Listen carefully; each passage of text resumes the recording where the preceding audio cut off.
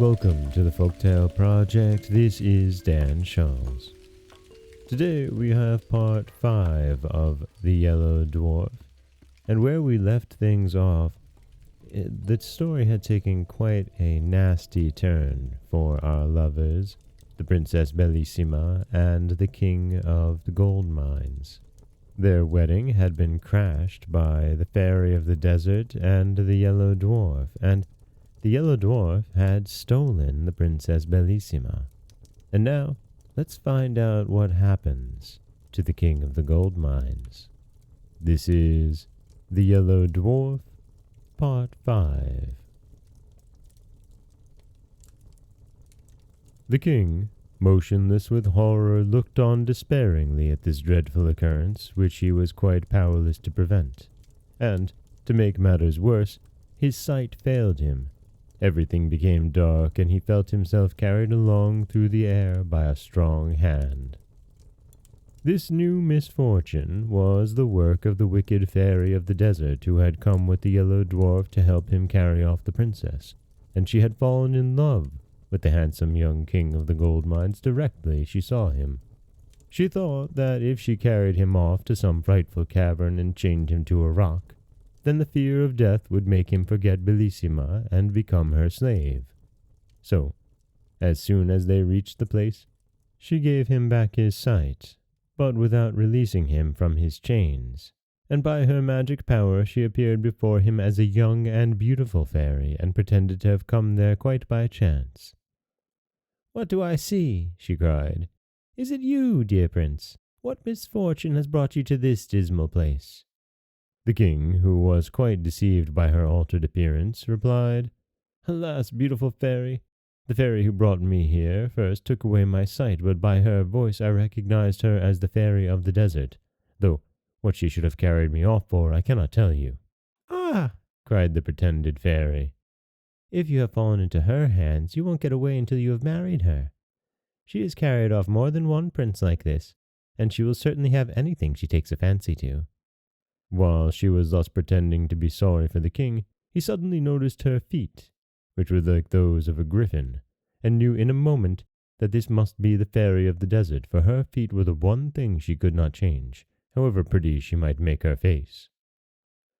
Without seeming to have noticed anything, he said in a confidential way, "Not that I have any dislike to the Fairy of the Desert, but I really cannot endure the way in which she protects the Yellow Dwarf and keeps me chained here like a criminal.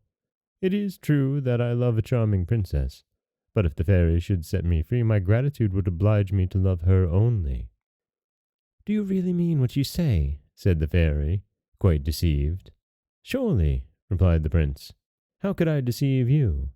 You see it as so much more flattering to my vanity to be loved by a fairy than by a simple princess.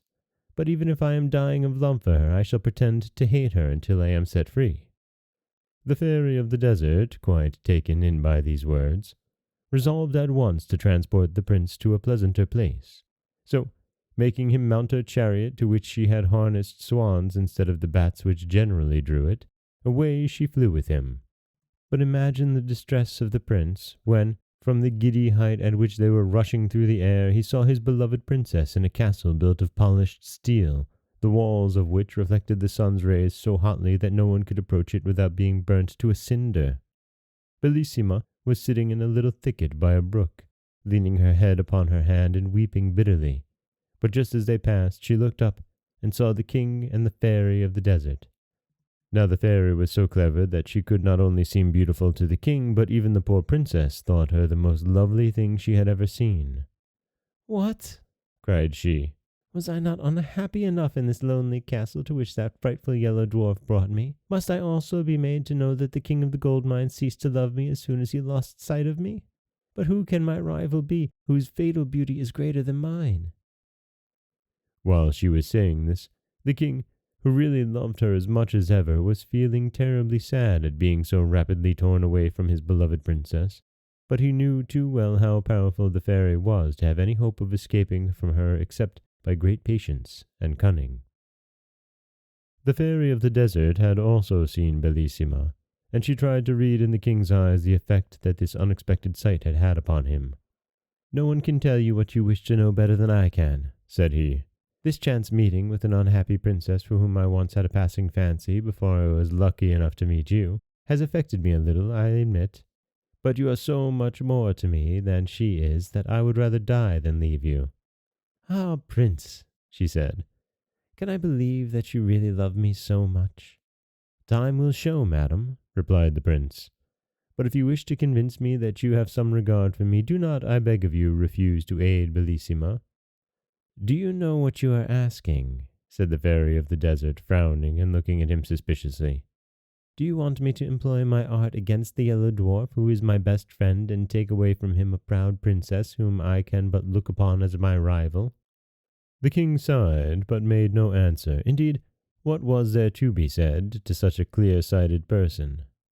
At last, they reached a vast meadow, gay with all sorts of flowers. A deep river surrounded it, and many little brooks murmured softly under the shady trees, where it was always cool and fresh. A little way off stood a splendid palace, the walls of which were transparent emeralds.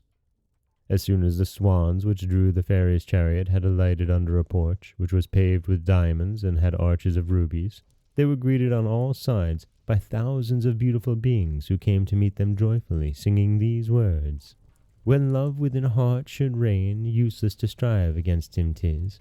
The proud but feel a sharper pain, and make a sharper triumph his." And that is part 5 of The Yellow Dwarf, where we see what has happened to the prince, the king of the gold mines. He has been kidnapped by the fairy of the desert, and he is trying to trick her as she is tricking him, but it doesn't seem to be going quite so well for him, does it? Well, we'll find out more next time in part 6 of The Yellow Dwarf. This is Dan Scholz for the Folktale Project. Don't forget that you can subscribe to the podcast on Apple Podcasts, Stitcher, Google Play, Overcast, anywhere you like to get your podcasts. You can follow us on Twitter at Folktale Project. You can find us on Auto Radio, TuneIn Radio, iHeartRadio, Spotify, anywhere you like to listen. And you can always head over to folktaleproject.com. We'll find a new story waiting for you every Monday, Wednesday, and Friday. And don't forget, if you're enjoying the podcast, please head over to Apple Podcasts or wherever you listen and leave a rating or a review. I appreciate it, and it helps others find the podcast. As always, thank you so much for listening.